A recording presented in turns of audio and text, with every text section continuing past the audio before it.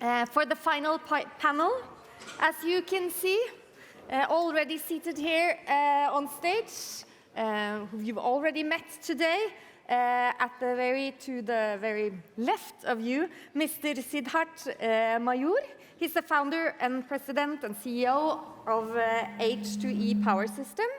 And then we have Dr. Gupta and Mr. Erik Solheim and Mrs. Kiki Kleiven. Dr. Kiki Kleiven. I'm so sorry. I want to start with you, Mr. Mayur, to sort of wrap up the day. You are an entrepreneur looking for opportunities. So what's your main takeaways after today, and what you've heard and what you've discussed in the technology session?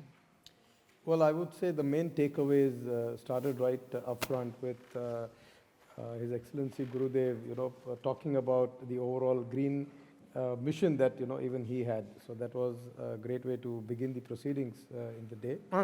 But through the sessions that we've had, a lot of technology sessions, a lot of sessions connected to investments and safety and security, I think we've covered the entire gambit. And the big takeaway from this is that we are all very ready, and the whole story has matured to a level where we can actually commercialize this.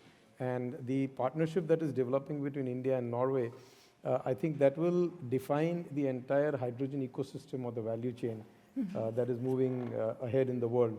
So I see the Indo-Norwegian collaboration becoming the highlight in the hydrogen story worldwide. It's not just restricted to one geography. So picking up on that, Mr. Solheim, we've got the technology, we've got the will, we've got the investors.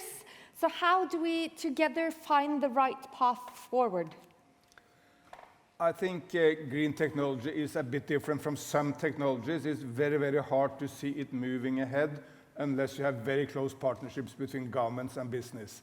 Simply because everyone will, you cannot just start green hydrogen at some scale unless you have the infrastructure for it and you have the right regulations from governments. That's, of course, why it was so incredibly important that Prime Minister Modi launched the green hydrogen mission for India. Without that, there are many actors. Some of them are big, like, say, Reliance. Some of them are medium-sized or small. But you need this government paving the way, making introductory offers, making the regulations needed, looking into safety standards, which can also only be a joint effort. So that government business partnership is what will drive this technology. Mm-hmm. And Dr. Kleiven, Mr. Solheim here he's always Mr. Optimistic. And you said we are losing the 1.5 degrees target. What is your biggest worry going forward? I think I'm also known as a climate optimist. I think that was one of the reasons I was invited here. So I'm still an optimist. But we have to face reality also. So part of this is we have to go through an incredibly fast and rapid energy transition. But we also know that on the way, we have to invest in adapting to a very rapidly changing climate. And that's where the world is so different. We up north are experiencing more water and warmer, but we have a long way to go before it gets too warm and too wet. India is in a completely different situation. It's part of an enormous continent that's changing much more rapidly. So what Mr. Solheim is saying and what you're saying is that the fact that the collaboration, I'm also as a researcher, I want to put forward the importance of open data, the importance of exchange of students, the importance of not just building up the whole hydrogen value chain, but also building up the next generation of young people and researchers who's going to continue to develop that.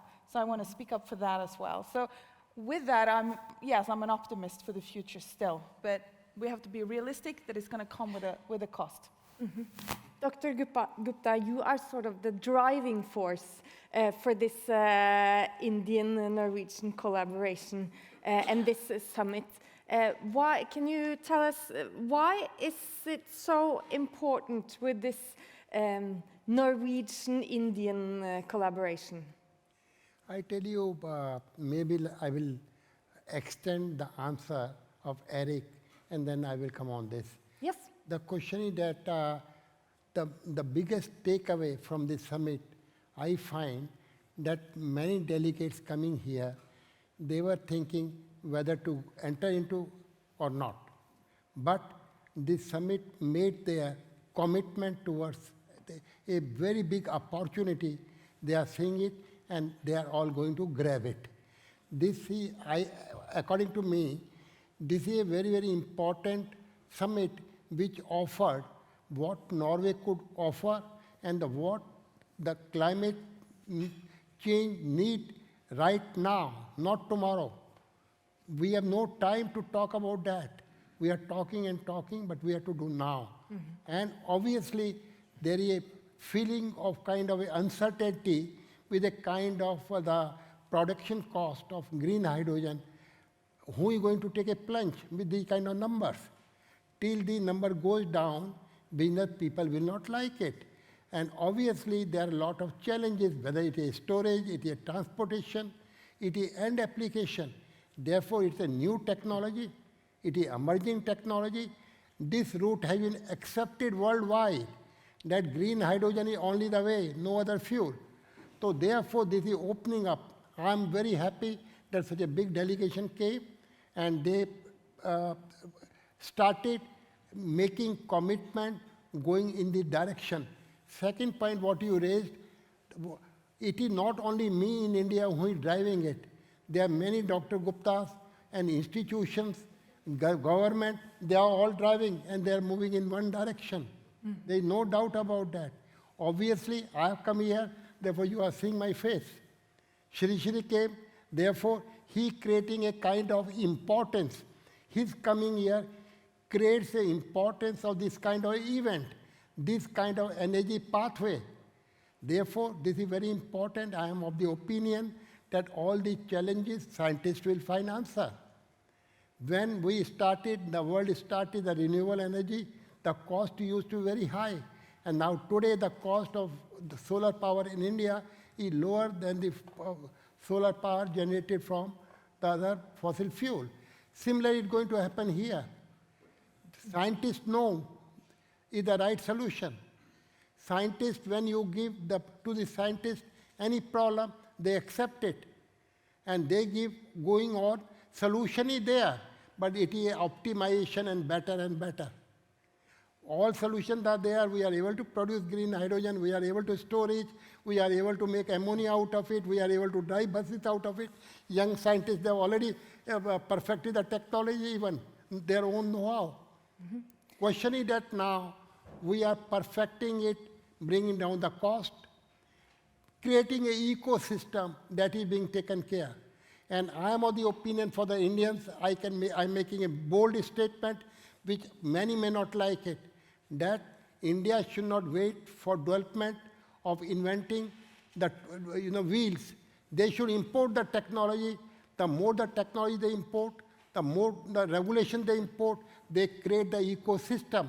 And within 5 years, Indian scientists will convert everything into local-centric technologies. But if we start trying to do ourselves, we delay entire process. So, His Holiness, he talked about not only cutting costs, but winning the hearts and minds of people. And so how do we make sure we reach outside just the people in this group or in this room? Did you ask me? Or? No, anyone? I can tell you, Yes, but perhaps Mr. Solheim can start. All of them are very bright. They know what to do, what to pick up, and I'm telling you, they will do something unique, and they will set up. India is going to a role model. I'm going to tell you. India is going to a role model, and we are needing this kind of a collaboration with Norway to accelerate the process. And in this process of cooperation and collaboration, you believe me, Norway is equally going to gain from India. So, yes, I will come back to you, Dr. Kleiven. But I want to ask you, Mr. Mayur. Dr. Gupta says there are many Dr. Guptas. So how do we get more entrepreneurs like you? Oh, well, there are at least 10,000 in just the city that I live in. So it's not that there is dearth of entrepreneurs, but I think what is really required, and your question about how you take it to the ground, is getting the solutions for common man who gets involved with it. Getting a fuel cell or getting hydrogen into every home, for instance. I just spoke in my earlier address, getting into the farming side of India. That's where 60% of India is employed. So if we have solutions that can reach the farmer, that is when you're getting the technology reach millions and billions of people. And that's when the real revolution is going to happen. So you need to hit right to the areas where it is very unglamorous for the investment bankers to look for. You have to look for areas where they would always tell you that you're not going to make money and the stock market is not going to like this. But the world is going to like this, Earth is going to like this. You have to start there, do that, and then build it bottoms up. Dr. Kleiven? Well, I care about climate literacy. I care about energy literacy. And so it's important that this knowledge and this build-up that will take place and are taking place is not just a top-down. I know the entrepreneurs are important, but to get all of society to understand what's happening and participate in it, the empowerment of people is incredibly important. And in that, climate is one of the crisis multipliers. But below that is also, it's very, very important to have focus on education, to have focus on equality, and lifting people from poverty. So as long as we have all of those in mind at the same time, then we're moving in the right direction. But it's tough to really bring that climate knowledge out to people, and so they're basically part of the transition. Even here in Norway, there's a great amount of climate skepticism. It's not lack of knowledge, but it's not understanding it. So we still have a way to go with knowledge and equality. Mr. Solheim? I mean, we need for sure not to make a joke out of the real big challenges we are facing, the triple environment crisis of climate, pollution, and environment degradation. But we need to set out the message in a completely new way. And we environmentalists have basically failed because the message was normally so boring, people felt asleep. You cannot bore people into action. The United Nations believe in boring people into action. How can you do that? Any normal person starts sleeping when you listen to some of these lectures. And we believe in scaring people into action. Well, scaring people into action may be better than boring people into action, but even that normally fails because people are not sufficiently scared in their daily life. Yes, there may be a big fear for the future, for the grandchildren, for someone else, but you are not really scared enough in your daily life. So I firmly believe in the win-win message of environmentalism, which is what you are touching upon. We can bring every Indian out of poverty. We can increase the life of, improve the lives of people. We can make people more healthy, have a better life, a more fun life, more exciting cities, a better life, and at the same time take better care of Mother Earth. And this is the first time in human history that's possible. Because solar energy in India is now the cheapest energy which has ever existed on this planet. So if you move from coal into solar, you save money from the state budget, you make people's life better and more healthy, and you provide jobs, and you, of course, you do good to Mother Earth. So it's a win-win proposition. In the past, it was different, because there was no way to economic development without coal and oil and gas. People didn't go into coal because they load coal mines. Because it was the only way to economic development. And when people were asked, do you want development or do you want to protect Mother Earth? 99% of people in every nation, whether India or Norway, said, we want development. But that's the past. 21st century is about the win-win opportunities, all those policies which are good for the economy and good for the ecology at the same time. And that's the new message we need to get out. And as you are hinting to, it need also be a message of fairness. Because, I mean, in the context of India, it may be easier to grasp this message if you are a young, dynamic person in Mumbai than, say, if you are, or in Tamil Nadu, than if you are a coal miner in Jharkhand. And you need to embrace everyone. I'll just have one final question, and I'll ask you, Mr. Mayur. Dr. Kleiven, she stressed the urgency. And if we hope there will be a summit in India next year, and what one thing do you want to see happen to get a little closer to the win-wins of Mr. Solheim before we meet again next year? I think we need to have projects that go on the ground, and perhaps the next summit that we have should not be in a closed-door environment, should be on the real field where we actually are implementing technologies. And if it has to happen in a closed door, it has to run on hydrogen. Otherwise, we should not have a summit at all. Thank you so much. Did you take notes, Dr. Gutta? Yeah, I perfectly agree with Eric. That message, first of all, we have to accept the reality.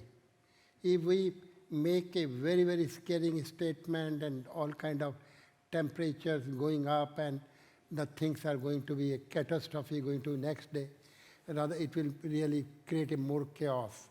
Because it is known that technology development never takes place overnight. One should understand it took 400 years to develop the fossil fuels. How you can expect that your carbon-less fuel can be made available in 1 decade? This real fact should be there.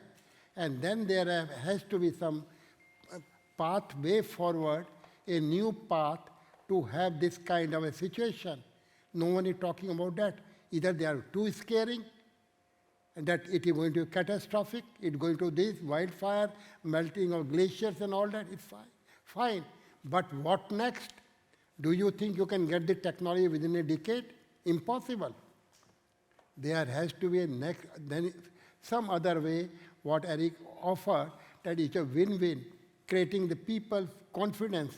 And I am of the still opinion, the best win-win situation is that there has to be a change in lifestyle. The entire economy system has to be need-based instead of greed-based. This kind of spiritual masters, whatever Shri spoke today, the concept of world one family. This has to be propagated, and the people like Eric should be actually the champion and spokesperson throughout the world, propagating this win-win. I think I liked it. It is a very, very positive message of giving a win-win formula to the masses, but at the same time, scientists has to work. You know it very well, technology cannot be 400 years of technology. It is a disruptive change in the energy system. How you can expect it can be done in 4 or 5 or 10 years' time? Impossible. It will take time. But during this period, or even the sustainable development, according to me, will take place if there has to be a spiritual and cultural transformation, which is lacking. We have lost the way. And this kind of way forward, new way forward, has to be propagated, and we have to change the lifestyle.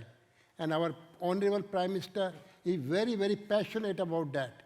He's talking all the places about the change in the lifestyle.